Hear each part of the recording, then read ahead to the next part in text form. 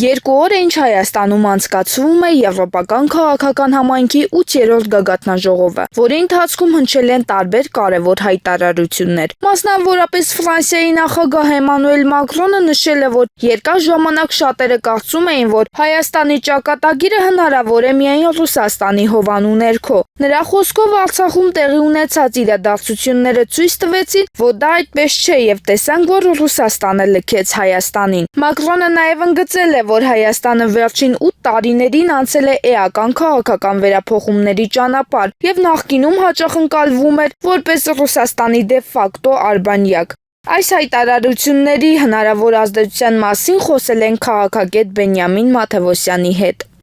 Տեսեք, Էմանուել Մակրոնը, բացի նրանից, որ նա անձնավորություն է, որը 2020 թվականի պատերազմական գործողությունների ժամանակ ինքը քանիցս զանգահարել է Ռուսաստանի Դաշնության նախագահ Վլադիմիր Պուտինին, խնդրելով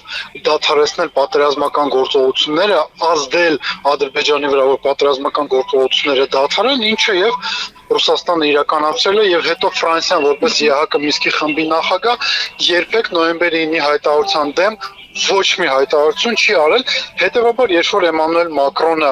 ասում է, որ Ռուսաստանը լքել է Հայաստանին, քարոզչական բովանդակությամբ հայտարարություն է սա։ Սա առաջինը, երկրորդը, իր հայտարարությունները, Զելենսկու հայտարարությունները Երևանում, իրենք վկայություն են մեկ պարզ ճշմարտության։ Այս գագաթնաժողովը, եթե Նիկոլ Փաշինյանին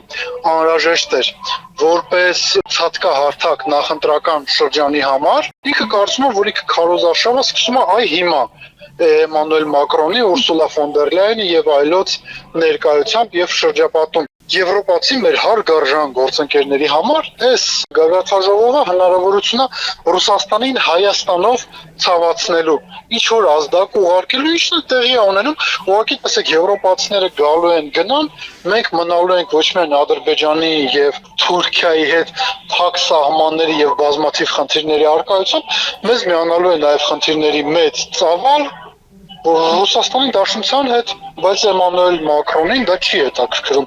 Ընդհանրապես նաև գիտեք, այստեղ եւս մի գործոն կա, մենք սա էլի պետք է չմոռանանք։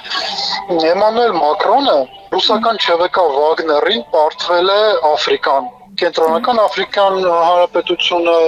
Մալին, Բուրկինա Ֆասոն, իրենք զրկվել են իրենց ազդեցությունից այդ երկրներում։ Հիմա տեսեք, այդքան տեղերում նա զրկվել է ազդեցությունից, հիմա Նիկոլ Փաշինյանով փորձում է նաև վրեժխնդիր լինել Ռուսաստանի Դաշնության նախագահից, բայց կրկին ասում էլի սրա գինը մենք ենք վճարելու, ամենամեծ խնդիրը դա է։ Եվ անգամ 3 հայտարարություն հնչեց, որ Հայաստանը վերջին 8 տարիներին էական քաղաքական վերափոխում է անցել եւ նախկինում ընկալվում էր որպես Ռուսաստանի դե ֆակտո արբանյակ։ Եվ 8 տարիների ընթացքում նրանք Հայաստան չէին կարողանում այցելել։ Էմանուել Մակրոնը 18 թվականին, որ եկել էր Հայաստան ֆրանկոֆոնիայի գագաթնաժողովի,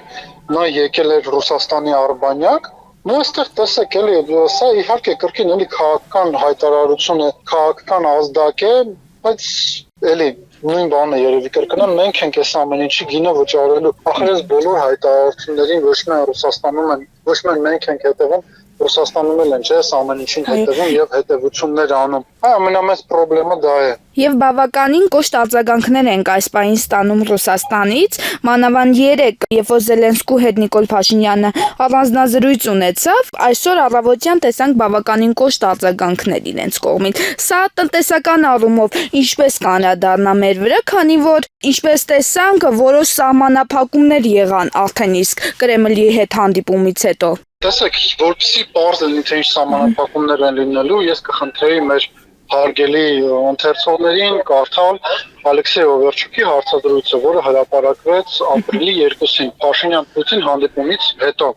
Եվս մի կարևոր նկատանք ասեմ, Օվերչուկի հարցազրույցը նախապատրաստվել է ռուսական տարբեր պրոֆիլային գերատեսչությունների կողմից ավելի քան 1 ամիս։ Այսինքն այն գնահատականները, որոնք հնչեցվել են, դա ոչ թե առանձին վերցած մեկ մարդու, մեկ պաշտոնյայի գնահատական է, այլ սա ընդհանրապես ռուսական պետության վերաբերմունքը Հայաստանի հետ տնտեսական հարաբերությունների եւ ընդհանրապես Հայաստանի հետ հարաբերությունների տեսլականին։ Այնտեղ մանրամասն ամեն ինչ ներկայացված է, սկսած ատոմային էներգետիկայից վերջացրած Ռուսաստանը որպես սպառման շուկա մեր ապրանքների համար ամեն ինչի վերաբերյալ կամ մանրամասն գնահատական լավ չի լինելու ու եվրոպացիներն էլ իրենք ակնհայտ է որ ունակ չեն փոխարինել ռուսական շուկան ու ես սա ասում եմ ելնելով շատ པարզ երևույթից տեսեք թե ինչ եղավ նույն Վրաստանի գինիների շուկայի հետ, ինչ եղավ Վրաստանի մրգի, պարենի եւ այլի շուկայի հետ, այն բանից հետո եւ իրենց համար փակվեց ռուսական շուկան։ Եվ հիշենք, որ մի քանի օր առաջ եւ մի շաբաթ առաջ, երբ որ լասը փակեր, գազի մատակարարում չէր լինում Հայաստանում, այստեղ կատաստրոֆիկ վիճակ էր տիրում, գազալցակայաններ կային, որ գազ չունեին։ Սա իհարկե իշխանությունը մեկնաբանում էր, որ լասը փակ է, ուրիշ խնդիր չունենք, բայց եթե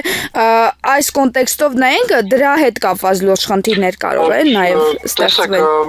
Գազի խնդիրը պայմանավորված է նաեւ Իրանում ստեղծված իրավիճակով։ Ի վերջո Նիկոլ Փաշինյանի հետ համագործակցության հուշագրել աչու ձախ ստորագրող ամերիկացիների գործողությունները ընդդեմ Իրանի եւս մեր վրա արդեն բացասական ազդեցություն ունեցել են, իսկ գազի հետ կապված խնդիրները Ռուսաստանի հետ հարաբերությունների համատեքստում ես դες վստահեցնում եմ դրանք այնքան փոքր կթվան, եթե ամբողջ ծավալը, որի մասին խոսում էր Ալեքսեյ Օվերչուկը, խնդիրների կյանքի կոչվի։